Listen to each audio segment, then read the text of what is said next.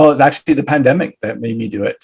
Like I said, I was in the middle of managing social media for accounts for various clients.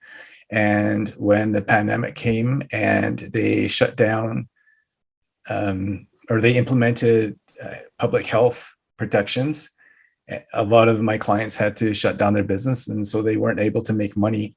As a result, they had to cancel their contracts with me. And I had no money coming in. And so I was desperate. I was looking for work. I was looking for clients. And since I had some time on my hands, I was on social media and someone had posted something on Twitter that was kind of interesting. And so I decided to do some more digging into it. And I found some really interesting information. So I put together a blog post about it and posted it online, and it sort of went viral. I even got an interview on a radio station regarding it, and I was getting a lot of bit of traffic. Up to that point, I had a Patreon account and a PayPal account, and so I had set that up, and a few people had signed up for it, as well as some work and research that I had done regarding harm reduction in Alberta. And as a result of this article going viral, I started getting a few more subscribers and a few more people sending me money. And then I thought, oh, wait a minute, if I can do this a few more times, maybe I can actually do this instead of social media management or finding a job or finding more social media clients. And so I ended up writing a couple other articles that also went sort of viral, and it kind of just took off from there. And my social media following kept growing and growing, and I started getting more and more traffic. In this episode of Kevin Talks Tech, I'll give you a sense of what to expect in regards to this podcast, and I'll cover some of the latest tech news stories and give my take on them. After that, I'll be having a conversation with Kim Siever of AlbertaWorker.ca. Then I'll enter his technology question. This would typically be followed up with listener and member questions, but I don't have any of those yet. So feel free to submit any technology-related questions that are relatively simple and I can answer fairly quickly. But I can do a more detailed video and blog post as a result. But please send those questions to questions or podcast questions at KevinTalksTech.ca. This is episode 2 of Kevin Talks Tech, a conversation with Kim Siever of AlbertaWorker.ca. Hello, welcome. My name is Kevin. This podcast complements my website, KevinCanFixIt.ca, which launched earlier this month, in June of 2022. There, you can find my free and paid videos and blog posts that will help you better understand and use your technology, so you can avoid paying high hourly rates or waiting days for your computer to be fixed in the queue somewhere else. Kevin Talks Tech consists of 3 parts. First, we'll look at the latest tech news, and I'll provide my thoughts on why I think you should care. Secondly, I'll have a conversation with a guest. In this episode, as I said, I'll talk to Kim Siever a little bit later. In the general sense, we'll talk about their home-based business, or the fact that they may be working from home and how they got started. Then I'll ask them what they hate or dislike about technology and what they love about their technology. And if we have time, I'll enter a tech-related question if they have one, and Kim does. Don't worry about scrambling to write everything down. You'll find show notes, links, and a transcript over at KevinTalksTech.ca. Here's a quick preview of some of the free videos and blog posts I have over at KevinCanFixIt.ca. I'll explain what cookies are and if you should keep them or not. I'll walk you through how to download, install, and use Patch My PC to update the free programs on your PC. And I'll show you how to replace the less than satisfying so-called Start menu in Windows 11 with a program called Start 11.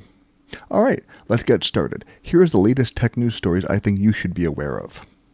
Apple has announced a self-repair option for their devices, but some are calling it malicious compliance. Laws have been passed in some U.S. states that require Apple and other companies to offer tools and resources so customers can repair their own devices. But make no mistake, Apple is not doing this willingly. And they're making the process as difficult as possible, so people don't want to do it. I've seen a video from the This Week in Tech Network, and the experience of the shipping, manuals, tools, and instructions is far from ideal and far from clear. And honestly, it isn't worth the hassle. I have linked to that video in the show notes. Big tech companies like Apple, Google, Microsoft and even LastPass are starting to implement login methods that don't require a password. So that's kind of refreshing. Instead, they offer options like facial recognition, fingerprint authentication, and two-step or multi-factor authentication. Basically, they're bypassing or even eliminating, in some cases, the need for a password. I fully support this, but I very much doubt we're going to see this implemented across the internet anytime soon. But I do believe there will be a time when passwords are no longer needed, and frankly, good riddance to them. Passwords, when done right and stored properly, are actually a great authentication method. But here we are in 2022, and many people still don't manage the passwords properly. So honestly, it's time to move on and use better, simpler, more secure methods. The 3G network in the US is being dismantled this year, which is affecting a lot of older phones and other devices that use these cellular data towers to stay connected to the internet. Older phones are literally unusable. You may ask why this is happening when not everyone uses 3G cellular data. Well, it turns out that many of the phones that are being in use, the older phones especially, use 3G to initiate phone calls, even though the majority of the call itself doesn't use data. In some cases, as per callers on Leo Laporte's Tech Guy radio show and podcast, cellular carriers are literally sending new, though cheaper quality, smartphones to replace customers' older phones that use 3G. That's how serious they are about getting off of 3G and converting people to 4G, LTE, 5G, that kind of thing. So, when will this happen in Canada? It's looking like 2025, but that could change. I'm actually keenly keeping an eye on this because I prefer to use the 3G data and cellular towers, which are usually the same towers, to make calls and use cellular data because my needs don't often require 4G, LTE, and especially not 5G. Those towers are definitely more congested with traffic anyway these days. This clearly indicates that the small minority, including me, will be forced over time to switch to the 4G, LTE, 5G towers, right? Whether we're using data or not. But in the States, this happens this year. But suffice to say, I'm pretty sure you know, or at least you can easily find out, which cellular data towers that your phone is using to make calls and be connected.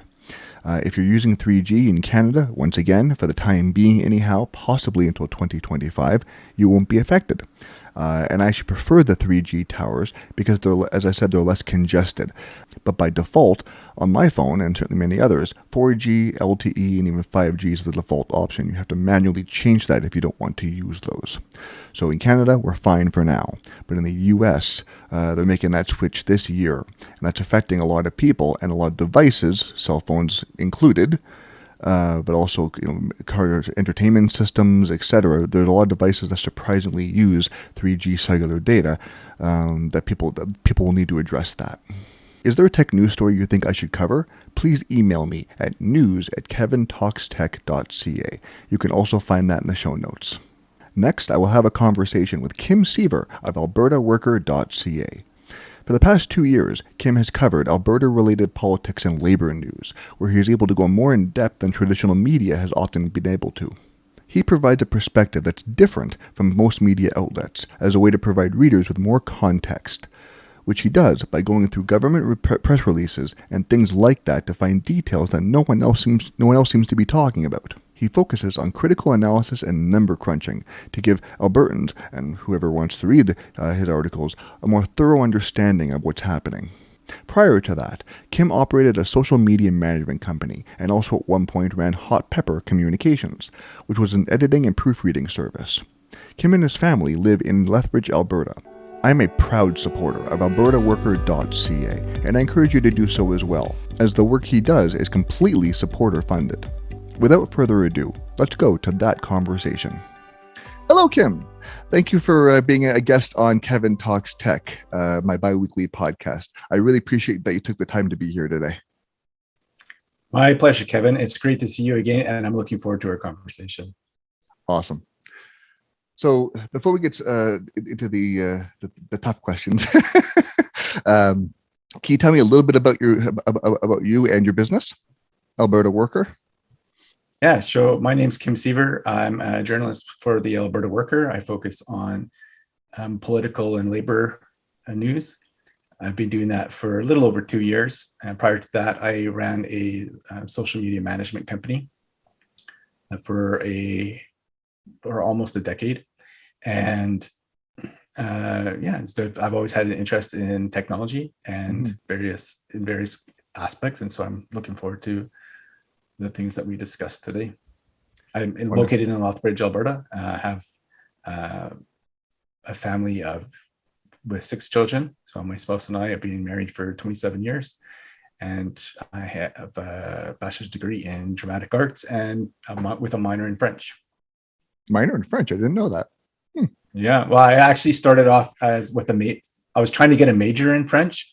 And so I had completed a bunch of French classes. And then when I went back to school, I took some time off. And then when I went back to school to finish off my degree, and I had switched majors, I found out if I just took one more class, because I had taken so many French classes, I could qualify for a French major.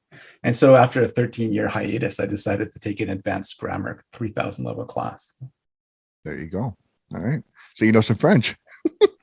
Technically, I know some French, yes.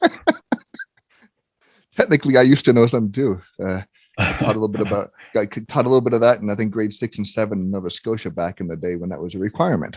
I can say bonjour and merci, and that's about as far as I go. I have a few more words than that. Right. Most of the time when my children ask me what a word is in French, I can answer it for them. Oh, perfect. But occasionally they'll stump me. Yeah. Or, Google Translate, that helps too. Sometimes. Not entirely. It's getting there though. I got to say, it's getting there. It's much better than was like a decade ago. So how did you get to start your website, Alberta Worker? What led you to create your business? Well, it's actually the pandemic that made me do it. I was in the middle of managing social media for accounts for various clients. And when the pandemic came and they shut down or they implemented public health protections, a lot of my clients had to shut down their business. And so they weren't able to make money. As a result, they had to cancel their contracts with me. And I had no money coming in. And so I was desperate. I was looking for work. I was looking for clients.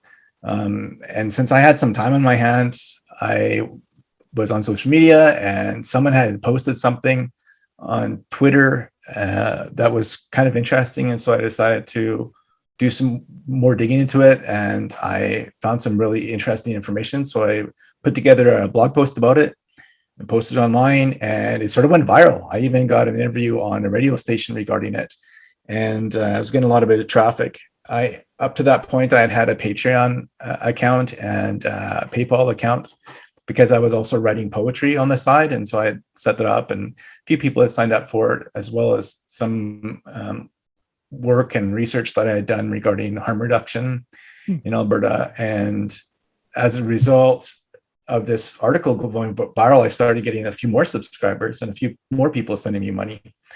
And then I thought, oh, wait a minute, if I can do this a few more times, maybe I can actually do this instead of social media management or finding a job or finding more social media clients.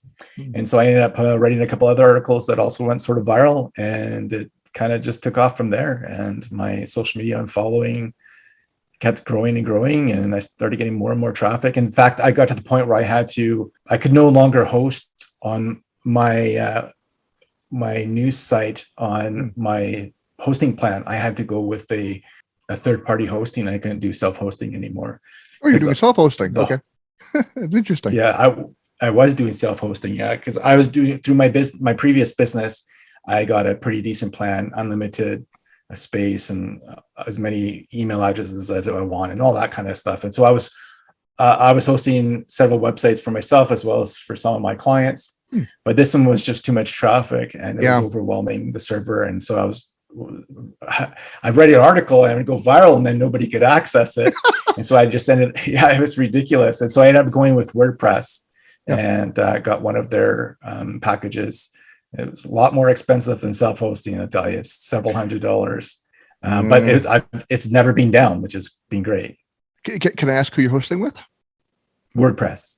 Right, but that's the content management system. But who's your hosting provider? Is it WordPress itself? WordPress itself. WordPress.com. Okay. Yeah. Okay. I know that some people Yeah. don't make that distinction. Some people do. So they do hosting as well as they provide the content management system, the CMS. Yeah, so I was with HostMonster, and I'm still with HostMonster. I still have my old business site up. I do a little bit of work here and there, just like a master's student might send me a thesis to edit or something like that, but I don't really pursue it very much. And so I'm still on HostMonster with that, but I don't have to worry about the limitations in traffic anymore. And the nice thing is I never have to update my website. It's all done behind the scenes by WordPress, which is pretty cool. It saves me some time. As in maintain it, you mean like do updates and that kind of thing? Yeah. Yeah, like security updates, things like that. I don't have to do those. No. The ones that are native to WordPress, I don't have to. But if I have other plugins, I'll have to make sure that I update those. That's right. Yeah. Just want to clarify that point. Yeah, they won't they won't handle your website until the end times. I'm not sure what you're paying them. You said it was a few hundred a year. I'm guessing that's about what I'm paying. Yeah, about $400 a year. I really appreciate you giving us an introduction and as to how you started Alberta Worker, which was not always called Alberta Worker, by the way. So there's a story behind that as well, I suspect. Yeah. So right when I started off, I just called. First, it was just Kim Siever.Ca is what the address was, and I didn't really have any branding. It was just my name. And then after a few months, I decided to brand as Kim Siever News. Just because people were talking about how it's just this blog, it's just this blogger, this kind of thing. So I decided to rebrand it a little bit to give it a little bit more authority. And then earlier this year, I think in March, I decided I needed to do some more branding because I was still getting a little bit of that. People would go to the website and see what's Kim Siever News. And it just wasn't, it lacked the legitimacy I was looking for. And so because I was already focusing on labor politics, and I wasn't really focusing on that per se at the beginning, it just sort of evolved over the last couple of years. I decided to rebrand it as Alberta Worker, which was a fun process. I enjoyed coming up with a new logo and all the extra branding stuff. And I have some more projects in the works that hopefully will come forward later this year, but still have some kinks to work out. But it wouldn't have been as easy with the previous branding. I'll just put it that way. As I said off the top, kind of during the housekeeping before we recorded, we're not going to cover politics today, but I do want to get a sense of if you can give us some examples of what you do cover. Yeah, so I primarily focus on Alberta politics. So it's general, and I don't do general news. What I'll do, I provide a perspective that's different from most media outlets, in that I will provide data dives. So I'll look into data in a way that isn't looked at by traditional media outlets, as a way to be able to provide people more context. As well, I'll go through like government press releases and things like that, and provide context that's missing from those. Sometimes I'll also do searching through document stores to find information that nobody else has seemed to talk about yet. So that's another thing that I kind of do. So that's sort of what I focus on, is critical analysis and data diving, numbers crunching, that sort of thing. Which, by the way, again, go ahead. I was going to say you're incredibly good at it. Oh yeah, great, thank you. Yeah, it's something that's always appealed to me, just looking at the data. I used to do some work on the side for an outfit called Elect Lethbridge, and it focused on political news, but specific to Lethbridge. So that sort of whetted my appetite for that sort of thing, and then this sort of continued on from there. I also, as you know, because we worked together on it, I was also editor-in-chief for Lethbridge News, a citizen journalism website that was nonprofit and completely run by volunteers. And again, that was something that I really interested in me. And so, as I said, I focus primarily on Alberta politics, but I do some Canada politics and some Lethbridge politics as well. Yeah. And as you say, that takes a significant amount of effort. You enjoy it. You clearly have a passion for it and a deep interest in it. But it's a lot of effort. So I guess one thing that people might wonder is, pardon the blunt question, but how are you making money doing that? Yeah, so one of the things, because you mentioned Patreon before, So what are the? I'm just curious. I don't mean to dive into your finances, but just kind of curious how that becomes a business for you. No, that's fine. Actually, if you go to AlbertaWorker.ca/support, you will not only see ways that you can support me, but at the bottom of the page, it shows all the money I make every month. So I'm fully transparent in how much money I get from my readers. You don't have to worry about being too intrusive because I make it public anyhow. Yeah, and one thing that I can do that other media outlets don't do is I focus on just one story a day, whereas other media outlets, they're trying to pump out a bunch of stories as they can, right? And because I focus on only one story, I can devote a few hours to that story, whereas other traditional media outlets can't do that.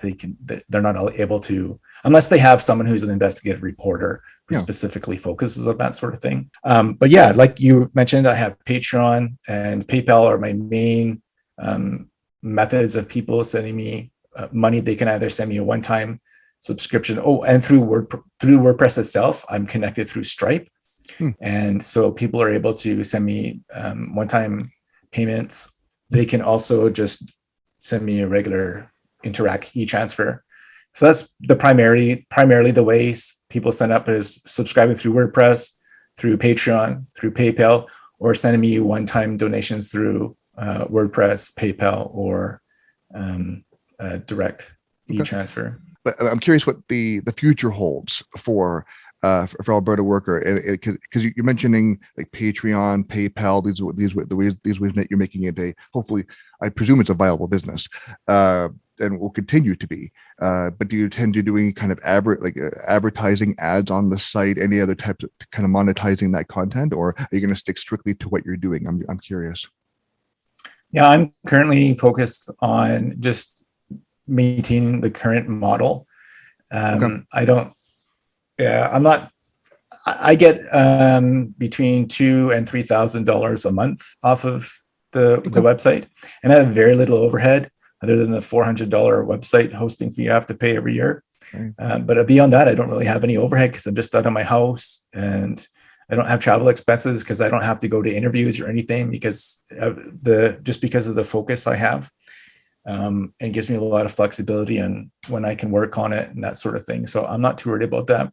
One thing I would like to do is be able to collaborate with other journalists in the future on a permanent basis.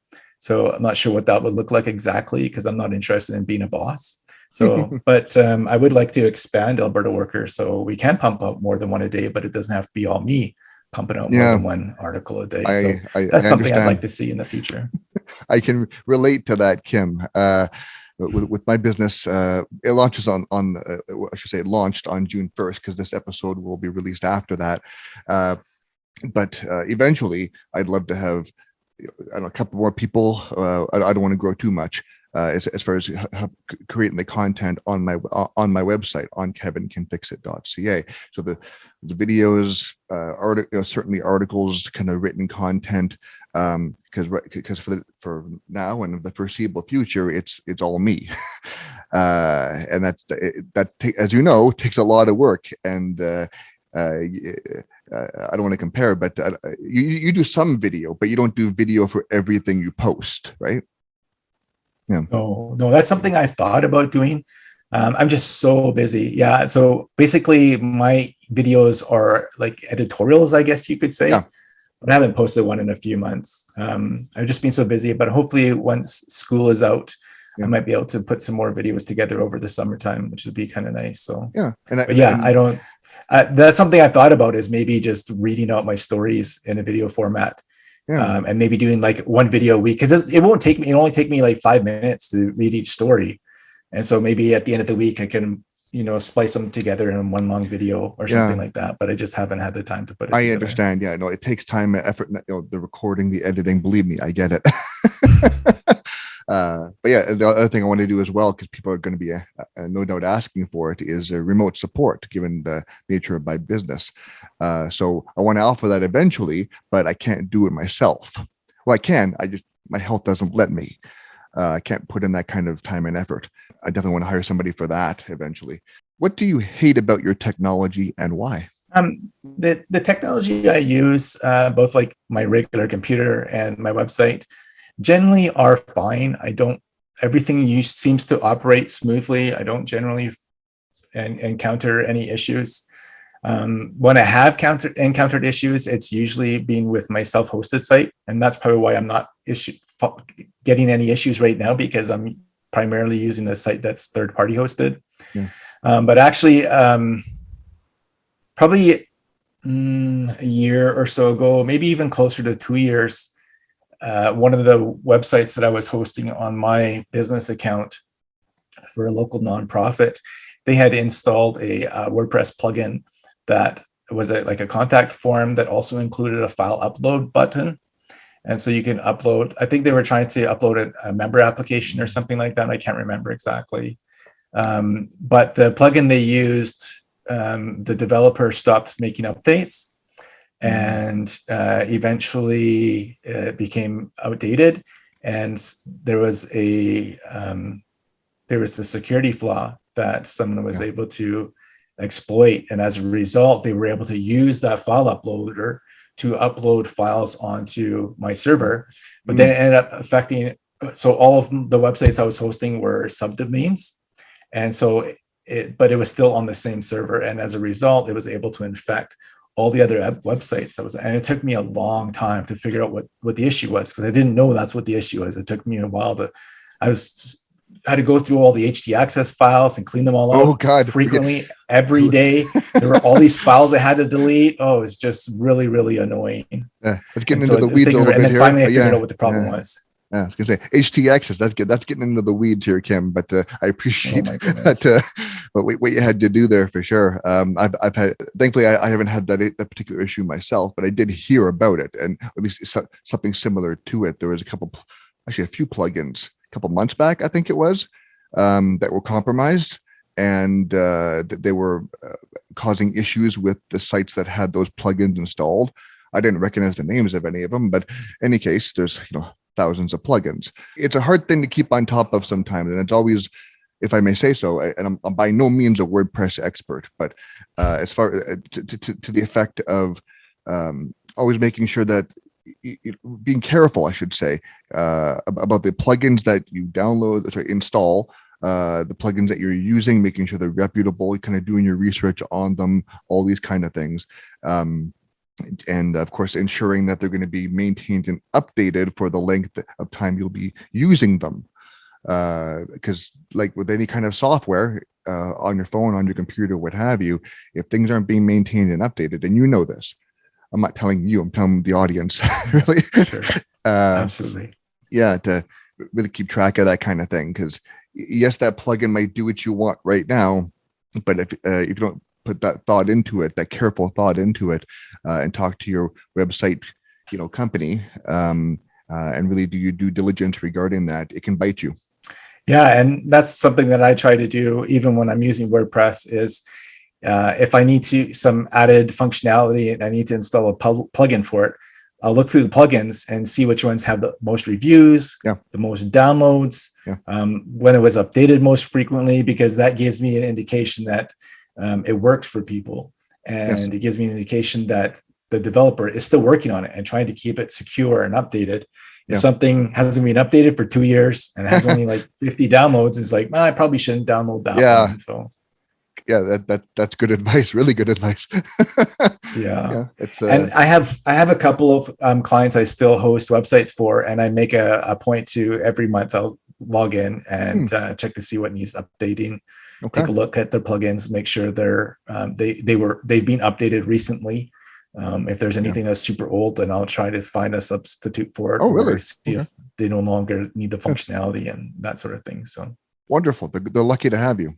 Yeah. I'm serious. Not everyone thinks that way, right?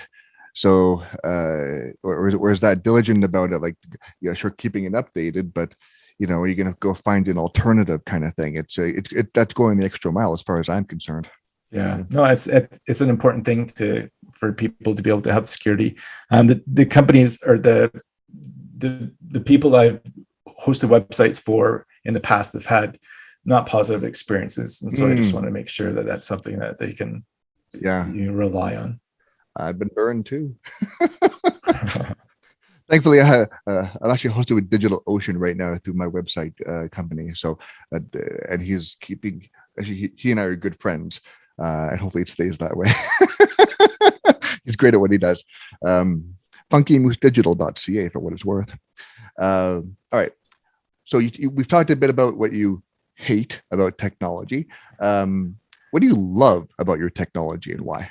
Well, honestly, if it wasn't for technology, I wouldn't be able to be doing the work I'm doing now. Actually, when it comes down to it, I won't have been able to do the work that I've been doing for the last, more than 20 years. So I've been involved in technology one way or another for quite a long time. My first job out of Lethbridge College, I got a diploma in multimedia production from Lethbridge College, and I was doing website development for a unit at the University of Lethbridge. And since that time, I've been working almost entirely in a technology capacity in one degree or another. But even the work that I do now, it's all based on technology. It's hosted third party in some server somewhere out there. It's not on my location. So all the work I do is browser based. And I get emails from people, and I interact with people on social media. I get texts from people. Yes, you do. Yes, you do, sir. Yeah. I get messages from people through Signal. So technology is a big part of my day. And then as well, it allows me to connect with people, old friends and family members. All my family's out in Vancouver. My cousins and stuff, they're mostly in Saskatchewan, but my siblings, my parents are out in Vancouver. My spouse's siblings are all out there as well in British Columbia. And so technology allows us to connect with them. I love being able to, do my banking through my phone. So there's so much to love about technology. It just makes my life so much easier. As we were talking about before our interview went live, I got AirPods for Christmas, and I use those to listen to podcasts. Not only our podcast technology, but the fact that my wireless AirPods can connect to my phone that has downloaded all these podcasts from my computer wirelessly onto it is pretty cool, I think. And it allows me to be able to listen when I'm walking my dog. I don't have to have a radio. I don't have to, I don't really have to physically download things like I used to have to do when I listened to music on my MP3 player years ago. So I really, really love technology. And I consider myself a fairly early adopter of technology, especially technology I don't have to pay for, like social media, for example. I've been on Twitter since 2007 and Facebook since 2006. And I was on a lot of the predecessors to Facebook, like Orkut and MySpace and things like that. So I was on ThemeStream, which was similar to LiveJournal back in 2000. I posted quite a bit of there before blogging really took off. I was on Gmail before people were able to get accounts. I've been on Blogger since 2003. I don't really blog on Blogger anymore because I have my own blogs, but yeah. I'm pretty much an early adopter of technology. I love it a lot, and really makes my life easier. Things have progressed nicely for sure. Yeah, I mean, like you say, 20 years, but it's it become what's the word I'm looking for? A seamless part of our lives. Where it just we don't even really think about it anymore. Say to be able to listen to a podcast or to use the wireless AirPods like you're using right now, Bluetooth, and it just all the various ways that we have technology kind of ingrained in our lives now. Has improved how we use it and can access information and entertainment and use it to connect, as you say, with friends, family. Yeah, it's incredible. Yeah. Not to say it doesn't have its issues, but it's incredible. Like every once in a while, social media will go down because the company's Facebook servers will crash or whatever else, and just throws things off for people. You just get used to everything just working. You do. And actually, for this podcast, like I was telling you about how I got a brand new microphone for my anniversary present earlier this month, and I just plugged it in, and it immediately started working. But 10 years ago, I would have had to put a CD in, Yes. and I would have had to set up, and then I would have to go to the website and download extra drivers and updates, and it would take me an hour just to get this microphone working. And here I just plugged it in, and it was all good to go. My computer doesn't even have a CD drive anymore, so that's where we're at now. That's where we're at. Yes. It's funny. I replaced. I'll do a office studio tour in the coming weeks here. I want to do that for people, just so people can see what I have and maybe get some inspiration from it. That kind of thing. That's how I've learned. On my main computer I'm talking to you on right now, used to have the CD drive, the DVD drive in there. Then I realized, hey, I haven't used this thing in 2.5 years. So I didn't get rid of it. I recycled it, but I replaced it with an adapter that let me put, it's the geek in me, forgive me, but put 2 solid state drives in there to expand my storage capacity. Nice. That's awesome. Yeah. And you wouldn't even know it unless you're on the computer, because on the outside it looks exactly the same way. Sure. Yeah. I remember when I was at the college, they told us that we had to get zip disks. Yes. To store our stuff on. And now you can't find a zip drive anywhere. And I have these zip disks now with stuff on it that I would love to be able to access, like old assignments and stuff, but they're just sitting in a box. I can't access them. Yeah. And on that note, I remember very quickly here, but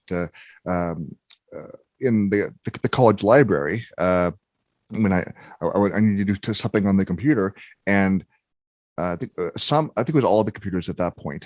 They wouldn't let you plug in a USB stick because that's a good way to you get viruses or who knows what on there, right?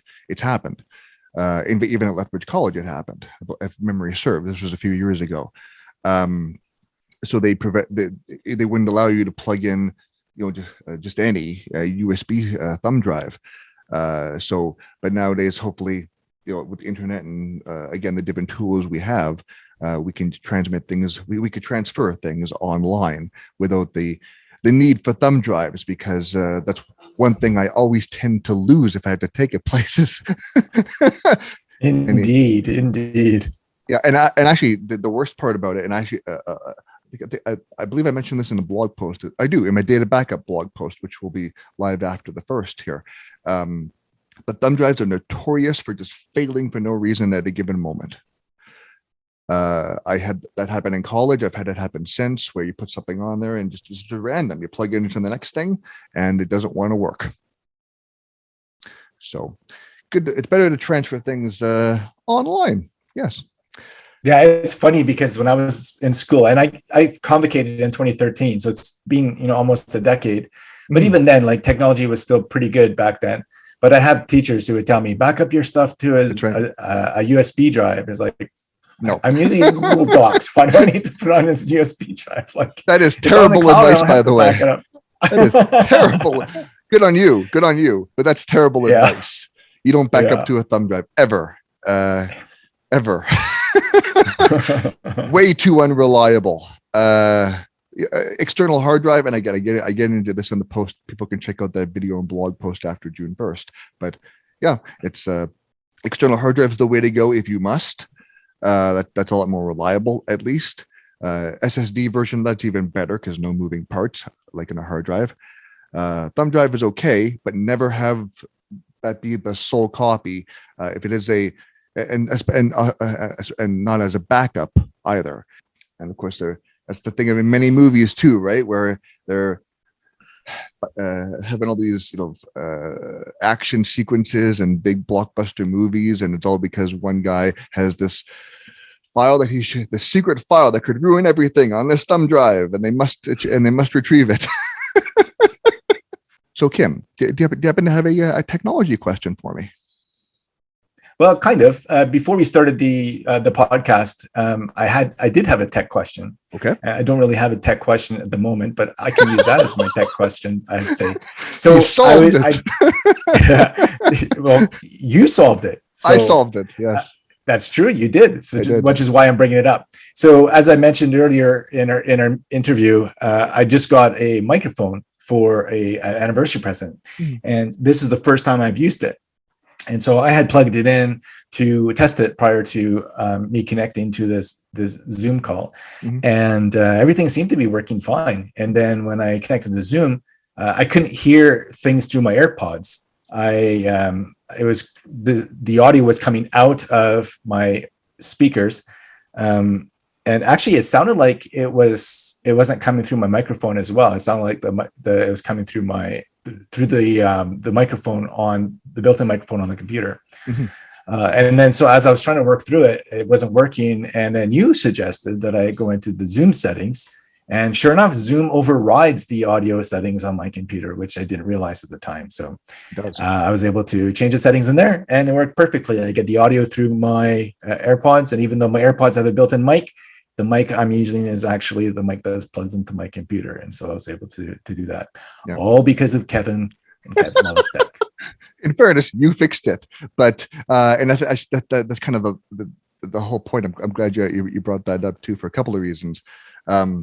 One is that's the point of what I'm doing, right? Where I point people in the right direction. In my case, in the videos and blog posts, I actually show you, not to do the whole sales pitch here, but I show you the steps you need to take to do things like that. And then it's up to you to go into your computer, to go through that process, and then learn that effectively, so that you hopefully won't have that issue again. And if you do, you'll either remember, or you can, of course, watch or read that content again, and without having to hunt for it elsewhere online. So the other thing I'll mention is, when it comes to these technology questions that I get from either the guests who are on the show, the podcast, or the listeners and members who submit questions, is I will turn some of them, probably not all, but some of them, into actual videos and blog posts on my website. So for the issue that you just described, many people, I'm certain, and even myself, I've encountered that. That's how I knew what you needed to do, just by coincidence, I suppose. But I'll take that and I'll create that new video, a new blog post, post it to the website, likely in that members only area. There might be a free post depending on what I decide to do, and then people can check that out and find that valuable. So I just want to point that out, where the nature of these questions and my answers, I try to be as succinct as I can in the podcast itself, but I will go into more detail in those posts. What would you consider to have been the hardest year of your business so far, and why? And how did you overcome it?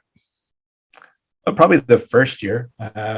For a couple of reasons. I had technology issues, and I wasn't making as much money as I am now. So that would probably be the biggest thing. The technology issues, I kind of touched on those earlier. My hosting package that I had with my previous business wasn't enough to be able to handle the traffic that I was bringing in. And so I had to find a solution for that. And I also had to find solutions for, the various aspects for getting my message out, make sure to see what was working and what wasn't.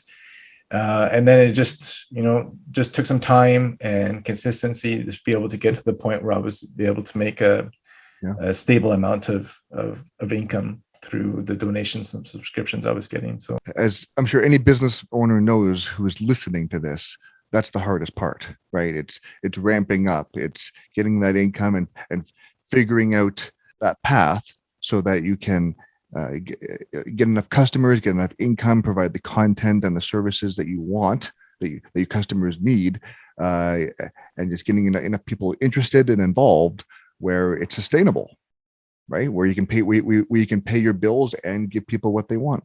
So in contrast, what was the best year of your business so far, and why?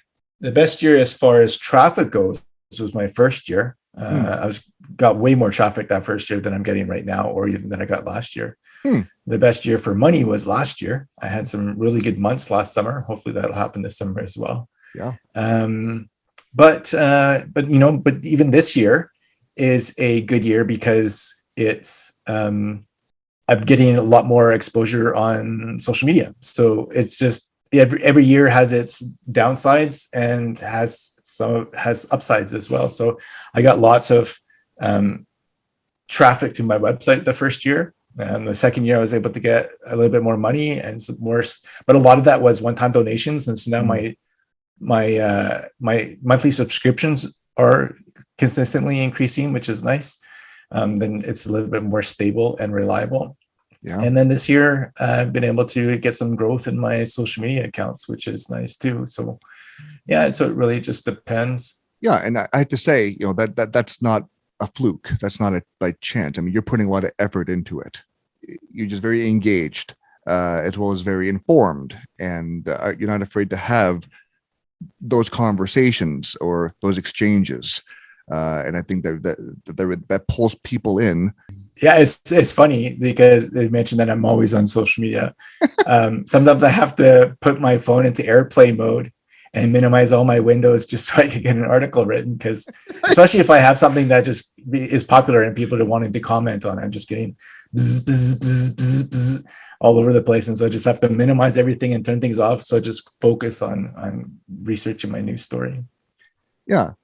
All right. Yeah. We could talk about the value of social media another time, but the good and bad. But you're one of the most active, engaged people on social media, as far as I'm concerned. But you're certainly putting in the effort, and I wish you were getting a lot more attention for what you're putting into it, and the quality of work, and how beneficial. I'm a fan. Can you tell? And how beneficial it is to, of course, the people of Alberta. Like I say, you point out things that otherwise people wouldn't find out, right? Most people are going to go digging for this stuff. I just think it's really, really invaluable. And I wish it was a lot more. I wish you were a lot more popular in the business sense than you are. And that kind of frustrates me a little bit as your friend, if I'm being honest. So I hope indeed that the income continues to come in. You get more customers, get more attention, get more publicity, I suppose, so you can keep growing your business. So you said you're pretty happy with your current business model. I think you said you might bring on some people or something. Is that what you said? That's something I would like to see. It's probably still a ways away. I would need to make sure that there's. It depends on a couple of factors. It depends how, like, my spouse is working right now, just complicated last year, but she's doing contract work. And so I want to wait till there's some more stable income coming in on her end. Yeah, there's some things. It's still probably going to be a while. Maybe later this year, maybe next year, maybe the year after. But that's something. Yeah, no pressure that I'd like to be able to see. I mean, no pressure from me, but I certainly I want to see. Well, I want to see you succeed, but I also want to see the content that you're offering is, again, invaluable, especially in the current climate, to use another cliche, in Alberta, where people need to know this stuff. As far as I'm concerned, things are going so well on social media, that the website's doing so well. I hope that things continue to improve and to grow, and the attention increases. And I know you deserve that. I don't think you're getting the credit you deserve, if I can just spell it out. So I'd like to see that happen. Yeah, me too. I mean, if everybody who had signed up to be a subscriber was still signed up, then I would be doing pretty well. Okay. But just a lot of the people who are no longer subscribers, I always try to reach out to them and say, hey, thanks for the support over the last several years or several months or whatever. And a lot of them will come back and say, I really want to subscribe again, but our finances recently changed. And so we can't afford it anymore. We have to find areas to cut and stuff like that. So I think it's just a general economic situation. And as things improve over the next little while, hopefully, then maybe we'll see some of those subscribers come back and stuff. So I think it's just a tough time for people. Things are really more expensive, but people's wages aren't going up. And so they're having to make some choices. And so then one of the nice things, though, like when I was running my business before, if I lost like one client, it was significant because they might be paying me, $1,000 or $2,000 or whatever. Now, if I lose somebody, I might lose $5 a month or $10 a month or something like that. And so it's less of a hit. Compared to the previous business model I was working under. So you just get a lot of small monthly donations rather than just a handful of big ones. It makes things a lot easier, a lot less stressful. You do have, I believe you have an annual option as well, if memory serves. I do, yeah. And plus, like, people can give whatever they want. So I have people just paying $1 a month. Some people are paying $50 a month or $25 a month, and that could be significant if they're not making a lot of money. So we're getting into a few $100s a year there. Mm-hmm. Yeah. I'm paying the $10 a month for what that's worth. I will be paying more. I appreciate it. Yeah, no, yeah. I don't want to talk finances too much, but I'd like to double that if I'm being honest. I really do see the value. I'd like you to double it too. You'd like me to double it too, yeah. It's tough times for people. Not to generalize it, but I understand that, and I clearly they do see the value, and I'm sure they'll come back. You're giving them that leeway, that understanding, and that's very kind of you. Thank you so much, Kim, for coming onto this podcast episode of Kevin Talks Tech. I really do appreciate it, Kim. It's been an honor and a privilege, if I'm being honest, and it's been far too long since we have talked, in person. I've really enjoyed this conversation, and some very interesting points, and made a lot of good points on a few different things, and even came up with a tech question for me. I really appreciate that regarding Zoom, which everybody uses. So thank you for making the time today, Kim. I appreciate it. Yeah, you bet. It was my pleasure. I really enjoyed our conversation. And yeah, it's been over a decade since we've seen each other in person. So it's nice to be able to touch base again. So before I let you go, where can people find you and your company online? Well, you can find Alberta Worker at AlbertaWorker.ca. And you can find me pretty much anywhere. Just find your favorite social media app. Look for Kim Siever, KIMSIEVER, and I will probably be on it. Good man. Thank you, Kim. Thanks, Kevin. That was a great conversation with Kim. I really enjoyed that, and I hope you did as well. You can find his work once again at AlbertaWorker.ca. I'll also put that in the show notes along with links and a transcript of this episode. I've called Kim a friend for more than a decade. We connected on Twitter back in the day when I was in Lethbridge attending college. Next, in episode 3 of Kevin Talks Tech, we hear from Danielle Klooster, who is my business coach, though she helps others as well. She talks about how she got started and some of the challenges and successes she's had along the way. We talk about what she hates or at least dislikes about technology, what she loves about technology, and how she uses it in her business, on point with Danielle. Thank you for taking the time to watch or listen to this episode. I truly appreciate it. If you have any tech questions that I can answer in a future episode, or any feedback that you may have, please feel free to email me at KevinTalksTech.ca. I would also really appreciate if you can share this episode with one person that you could think of who would benefit from it. Thank you.